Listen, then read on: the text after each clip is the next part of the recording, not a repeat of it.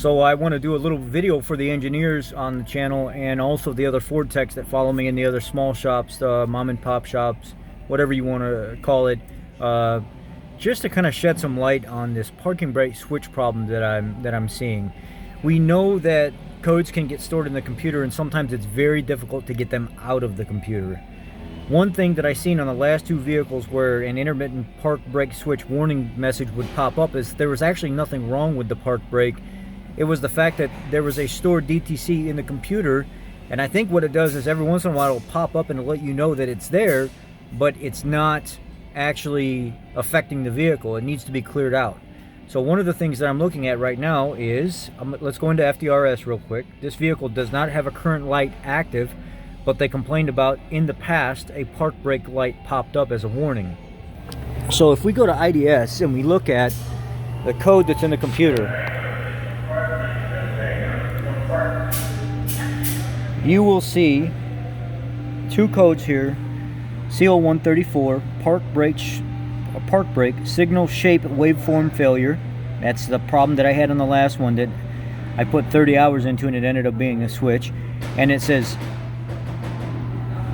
indeterminate fault previously detected, but monitor has not completed to determine state. Now if we look up here at this one, same code, but it's got a different DTC failure, circuit open, and intermittent fault. So let's go here. Circuit open, intermittent fault, signal wave shape on the other one. Now if we look at, let's look at the time set on this first one, because they set at the same time. 279 days ago. It gives you a time frame of when it was set.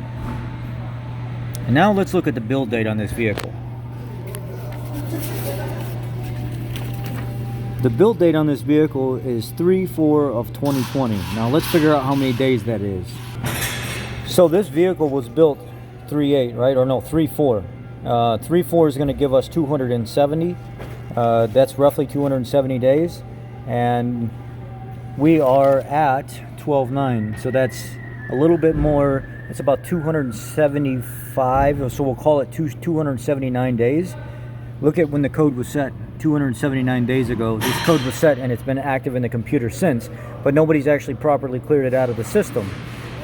What do you think happens whenever they have to take that park brake switch and unhook it from its connector and then build the center consoles in the police cars and then plug everything back in? That code gets set intermittently between the building process of this, and it never properly gets cleared out of the system. This code has been active in this computer for 279 days from the build date. Now, I was talking to an engineer in the past, and I had brought this up, and he said, you know what, you may be right, you may be onto something there, but let's just see if this is a reoccurring problem. Well, I've got 3 vehicles in here, all within the same build date frame of when the code's set, but nothing actively new.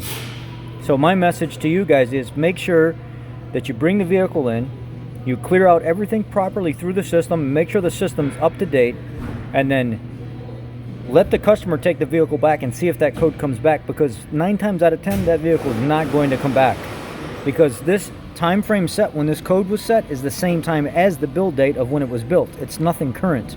So this is all normal. We just need to clear it out of the system. So I hope that helps a little bit with maybe diagnosing this and trying to figure out what intermittently happens. They said it's not always happening, but it does pop up every once in a while that there's an issue there and then it goes away.